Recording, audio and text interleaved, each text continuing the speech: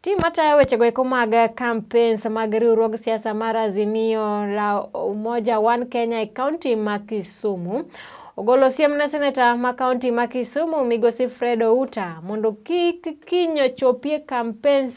mag riwruogno ero mar Azimio ma kinyo bagie boma ma Kisumu. Tim noero lieko ni seneta Fred Outa koro chano biro tiyo gi rowere moko e kelo koko e rally ma kinyo telie kod moluor Raila Odinga kanyakla kod kweth mamoko mag riwruogno ero poni jatelo noero kiny no wuoye wach goyo ombulu patan achiel manoero mar 6 pisa.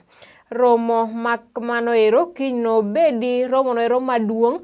kaluwore ni ene ma kweth noero kiny no bage mogika e gwengego eko mag Nyanza kagirito yiero juma manyien kata chieng' tich ariyo mar juma manyien. Good people of Kisumu County are deeply concerned by the utterances by Kisumu Senator Fred Outa during a campaign rally in Manyata on Sunday, July 31st, 2022, in regard to the forthcoming visit of to Kisumu by the Right Honorable Raila Amolo Odinga. It is disconcerting that Outa has the audacity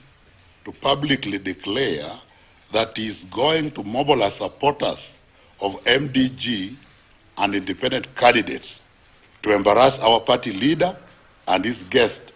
by shouting at the Nyuandi during his tour of this region